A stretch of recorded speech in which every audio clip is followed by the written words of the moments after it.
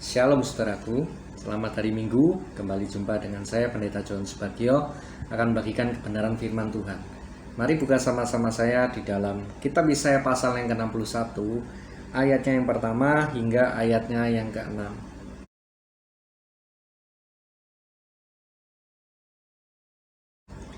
Yesaya pasal 61 ayat yang pertama hingga ke-6. Saya akan bacakan bagi Bapak, Ibu, Saudara. Kabar selamat kepada Sion. Ruah Elohim Adonai ada padaku, oleh karena Tuhan telah mengurapi aku. Tuhan telah mengutus aku untuk menyampaikan kabar baik kepada orang-orang sengsara dan merawat orang-orang yang remuk hati, untuk memberitakan pembebasan kepada orang-orang tawanan dan kepada orang-orang terkurung kelepasan dari penjara, untuk memberitakan tahun rahmat Adonai dan hari pembalasan Elohim kita, untuk menghibur semua orang berkabung, untuk mengaruniakan kepada mereka perhiasan kepala ganti abu, minyak untuk pesta ganti kain kabung, nyanyian puji-pujian ganti semangat yang pudar, supaya orang menyebutkan mereka pohon terbantin kebenaran, tanaman Adonai untuk memperlihatkan keagungannya. Mereka akan bangun reruntuhan yang sudah berabad-abad dan akan mendirikan kembali tempat-tempat yang sejak dahulu menjadi sunyi. Mereka akan membarui kota-kota yang runtuh, tempat-tempat yang telah turun-temurun menjadi sunyi. Mereka akan membarui kota-kota yang runtuh, tempat-tempat yang telah turun-temurun menjadi sunyi. Orang-orang luar akan melayani kamu sebagai gembala kambing dombamu, dan orang-orang asing akan bekerja bagimu sebagai petani dan tukang kebun anggurmu.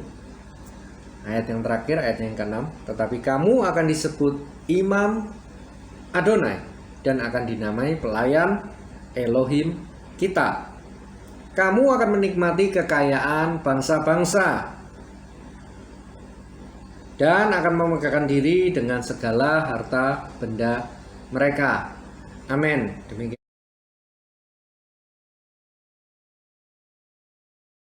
firman Tuhan.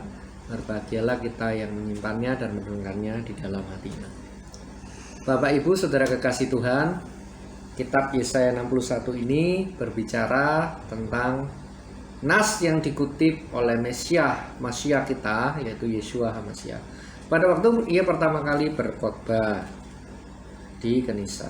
Mari buka bersama-sama dengan saya di dalam kitab Lukas. Terambil dari Injil Lukas pasalnya yang keempat. Injil Lukas pasalnya yang keempat, ayat yang ke-16 hingga 30.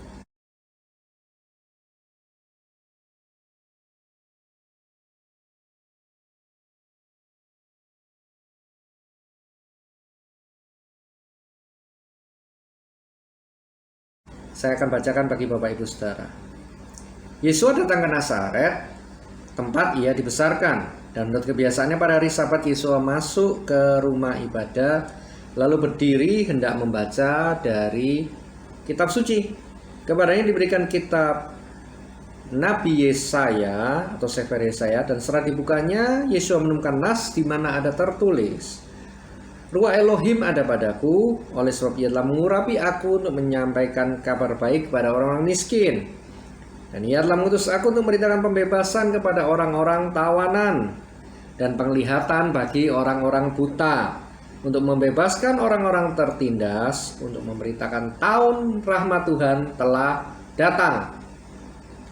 Kemudian Yesus menutup kitab itu, memberikannya kembali kepada pejabat, lalu duduk. Dan mata semua orang dalam rumah ibadat itu tertuju kepadanya. Lalu Yesus memulai mengajar mereka, katanya, pada hari ini genaplah nas ini sewaktu kamu mendengarnya. Dan semua orang itu membenarkan Yesus, dan mereka heran akan kata-kata indah yang diucapkannya. Lalu kata mereka, bukankah ia ini anak Yusuf? Maka berkatalah Yesus pada mereka, tentu kamu akan mengatakan pepatah ini kepadaku, Hai tabib, sembuhkanlah dirimu sendiri.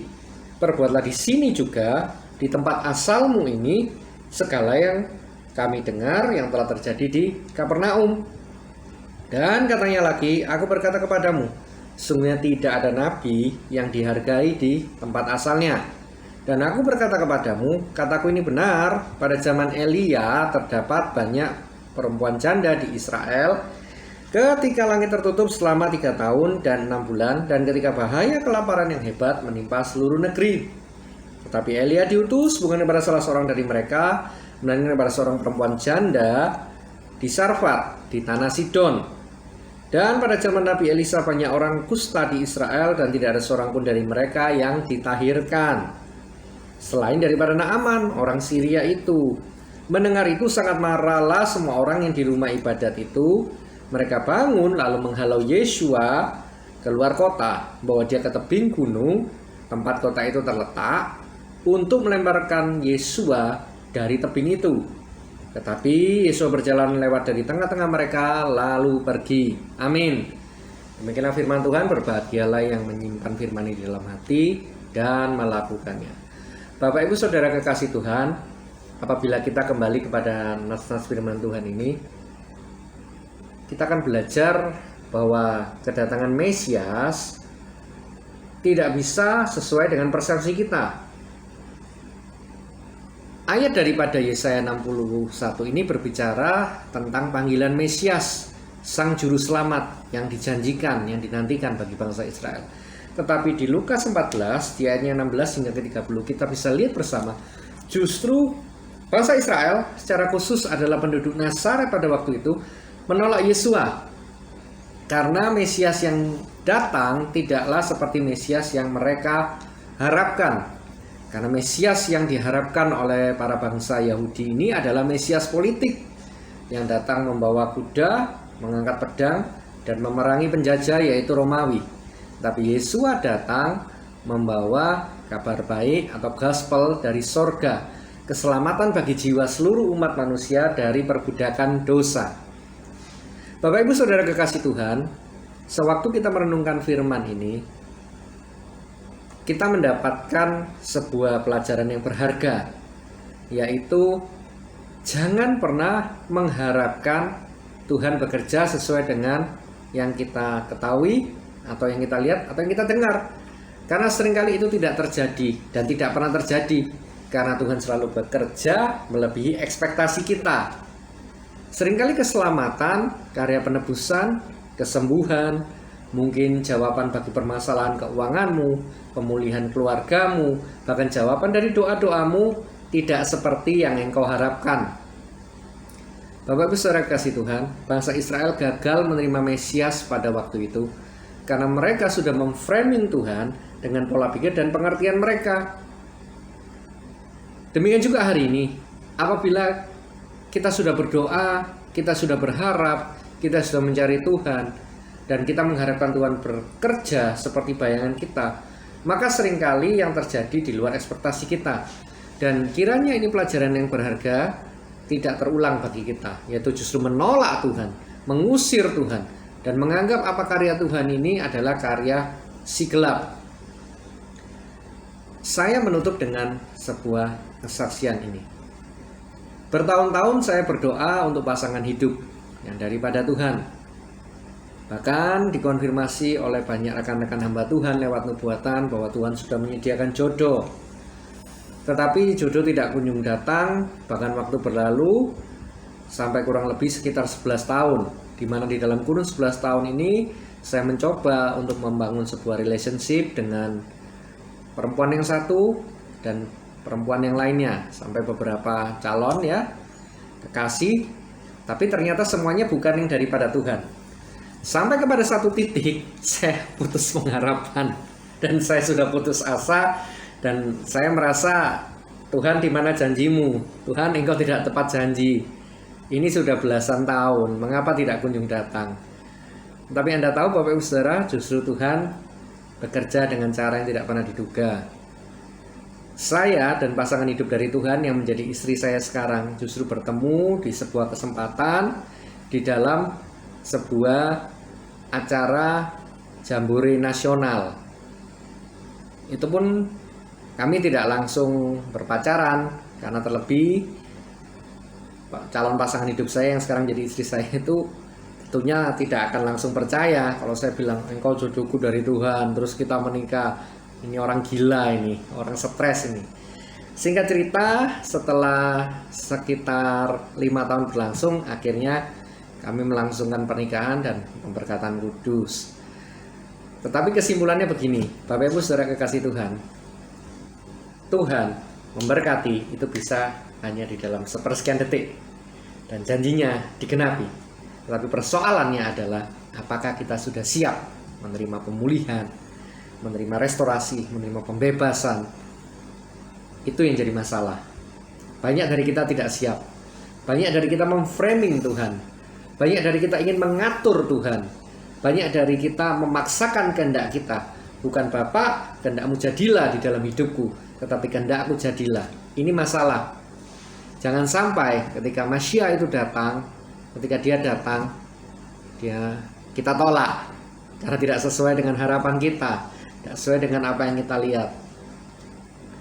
Bapak Ibu Saudara kasih Tuhan, menutup kesaksian ini kembali pada bangsa Israel hari ini. Sampai hari ini bangsa Israel masih mengharapkan Mesias fisik. Tapi sesungguhnya langkah Mesias sudah dekat ketika 1948 negara Israel kembali berdiri dengan presidennya waktu itu adalah David Ben-Gurion. Tapi sayangnya Bapak Ibu Saudara, dengan berdirinya negara Israel ini bukan membuat bangsa Yahudi semakin bertobat atau semakin mengenal Tuhan. Sampai hari ini kalau kita pergi ke Yerusalem, bahkan Yerusalem Old City dan ke tepi barat, itu daerah sengketa, perebutan secara politik. Dimana kalau kita mengerti sejarah, justru di dalam warga negara Israel sendiri dan di dalam tentara mereka, yaitu Israel Defense Force, ada warga negara Arab dan beragama Muslim. Maksudnya keturunan Arab ya, tapi warga negara Israel. Sementara di Hamas atau pejuangnya Palestina, itu juga ada orang-orang Yahudi yang beragama Yahudi, tapi membela Palestina, karena sebenarnya ini masalah politik. Kesimpulan dari kisah ini adalah, kalau kita mengandalkan kekuatan manusia, mengandalkan pemikiran manusia, itu hanya akan berujung kepada konflik yang tidak ada habisnya. Karena kita mengandalkan kekuatan manusia sendiri. Padahal kitab Yeremia jelas mengatakan, terkutuklah yang mengandalkan kekuatan manusia. You know what I find amazing? 你知道我发现什么很 In a 叫 lot 人 of 惊讶吗？ churches and evangelistic 在 crusades, 很多的所谓的布道会跟教会当中呢， before the preaching, they'll have people come up and give testimonies. 在讲道人讲道之前呢，很多人会起来做见证啊。 And it's almost always how Jesus made them a success. 几乎所有的见证都是神如何、耶稣如何使我成功发达。 A businessman gets up. 一个事业家站起来， I was broke. 我从前我破产了， I had nothing. 我一无所有了。 Jesus came into my life. 耶稣进到我生命中， Now I'm a millionaire. 如今我是个百万富 And 翁 he，can do the same for you. 他也可以为你成就同样的事 A。soccer player. 一个打足球员来了， I wasn't any good, 我从前失败啊， but I came to know 但是我认 Jesus. 识了耶稣。 Now I'm playing in the World Cup. 如今我到了世界杯打足球 Jesus 了， can do the same for you. 耶稣也可以为你做同样的事。 You know what would really ruin their day? 你知道什么会叫他们垂头丧气吗？ If the Apostle Paul came to give his testimony, 如果使徒保罗来做见证， or all the other apostles 或 for 者 that 其 matter. 他的使徒来做见证啊。 Paul would say, before I knew Jesus, 保罗会说：“我认识耶稣之前呢、 I was a success. 我从前很成功， I was one of the most respected religious leaders in my entire country. 在我整个国家，我是我的国度当中最成功发达的一个宗教领袖。 I was far above all my 我 contemporaries. 远远超过我的同辈， And being a Pharisee, 而且我身为法利赛人， and being that respected, 我德高望重。 you can pretty much count on the fact Paul was not poor. 你也知道，保罗一定不穷，一定也挺富足的， So he had wealth. 所以他有很多的金 He 银 had 财宝， respect. 他有人的尊重， He was honored 他受人的尊敬， everywhere he went. 他所到之处。 And then he says, and then one day, 但有一天， I met Jesus on the road to Damascus, 大马色的路上，我遇见了主耶 and 稣， He ruined my life. 他把我一辈子都毁掉了， I lost everything. 我一无所有了。 I go hungry. 我从此我就受饥 I 了， freeze in the winter. 我在冬天受冻， I burn up in the summer. 我在夏天我受热， My countrymen hunt me like I was a dog. 我的同胞像狗一样追赶我， They say I'm not even worthy to live. 他们说我活在世上都不配。 So come to Jesus, 来跟随耶稣， and He can do the same for you. 他可以为你成就同样的事，要不要来？ Peter, what do you have to say? 彼得，你有什么话可说？ He's already told me. 他已经告诉我了， Jesus already told me. 耶稣已经告诉我了， I'm going to be crucified. 我要被钉十字架。 What about you, John? 约翰呢？你有啥话说？ I'm going to be exiled to the Isle of Patmos, 我要到巴摩岛被驱逐出境， a windy island with nothing but rocks. 在那个充满岩石、狂风刮的一个孤岛上过我的下半辈子。 And Stephen, what is he going to do for 斯 you? 提凡，耶稣为你做什么呢？ They're going to take really big rocks and 他们 kill 要 me with them. 拿大石头把我给砸死。 Do you see how perverted 你看到 Western 没 Christianity has become? 你看到西方的基督教已经 Bapak Ibu Saudaraku, kalau kita terus memframing dan memaksa Tuhan bekerja dengan cara yang kita mau, bukan dengan caranya, yang datang justru adalah antikristus. Apakah antikristus ini selalu bicara satu oknum? Oh tidak. Mari kita tutup dengan ayat ini. Buka bersama saya di dalam kitab 1 Yohanes.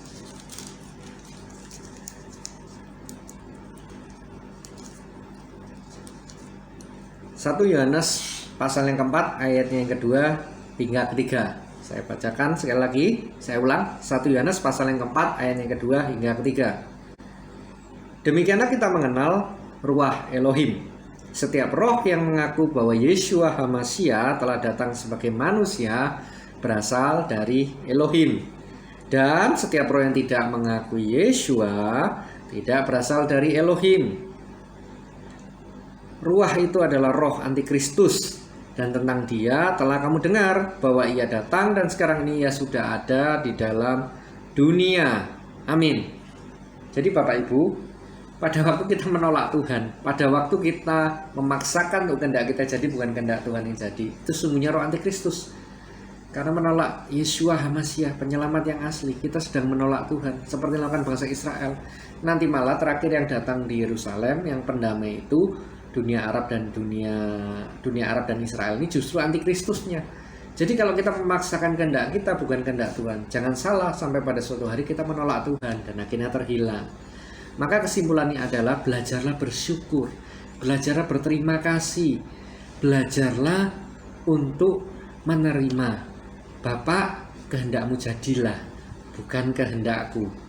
Apapun yang diberikan, kita mensyukuri, kita bersyukur. Bahkan mungkin nampaknya itu tidak enak, tapi sesungguhnya Tuhan sedang bekerja dengan cara yang tidak dapat kita pikirkan. Dan genaplah Roma 8 ayat 28 dalam kehidupan kita, di mana Elohim kita, Tuhan kita terus bekerja dalam segala sesuatu mendatangkan kebaikan bagi kita yang mengasihi Dia. Mari kita tutup ibadah ini di dalam doa. Bapa Surgawi, kami bersyukur, berterima kasih buat kasih karunia-Mu, buat lawatanmu di rumah kami masing-masing, setiap jemaat-Mu yang mendengarkan firman pada hari Minggu ini. Bapa, biarlah jamahan-Mu melembutkan hati yang keras. Wah Kodes, roh Tuhan yang manis, ruah Elohim, Engkau menjamah setiap tanah hati yang keras menjadi lemah lembut dan rendah hati, sehingga hati yang mau dididik, hati yang mau seturut dengan kehendak-Mu dan bukan kehendak manusia, tidak memaksakan kehendak manusia, tetapi menikmati setiap proses, setiap didikan Tuhan, tiap hari diproses semakin serupa dengan Kristus. Biarlah kuasa-Mu menjamah, melawat hati, mentransformasi jiwa dan pola pikir anak-anak-Mu yang mendengarkan firman. Kami bersyukur, berterima kasih kalau mujizat itu bukan akhir. Mujizat itu hanyalah alat untuk mendekatkan kami kepadamu. Mujizat itu hanyalah alat yang membawa kami itu mata kami tertuju kepadamu. Bahwa apapun yang terjadi, Engkau adalah Elohim yang turut bekerja dalam segala sesuatu mendatangkan kebaikan. Terima kasih ya Bapa. Bagi anak-anakmu yang saat ini dalam masalah keuangan, hikmatmu turun, tuntunanmu turun, sehingga apapun yang dikerjakan ada tuntunan Tuhan, menghasilkan hutang boleh dibayar. Bahkan untuk anak-anakmu yang sekarang terbaring sakit, hikmatmu itu turun mengajarkan pola hidup yang benar, sehingga sekalipun Kau memberikan mujizat, in the mighty name of Yesus Masih kesembuhan terjadi, anak-anakmu tidak lagi kembali jatuh sakit karena mengubah pola hidupnya menjadi pola hidup yang sehat. Terima kasih ya Bapa. Terima kasih Yeshua HaMashiach Elohim Putra. Terima kasih Ruach HaKodes. Beshem Moshiach Yeshua Elohim. Amin. Tuhan memberkati Bapak Ibu Saudaraku terkasih. Sampai jumpa.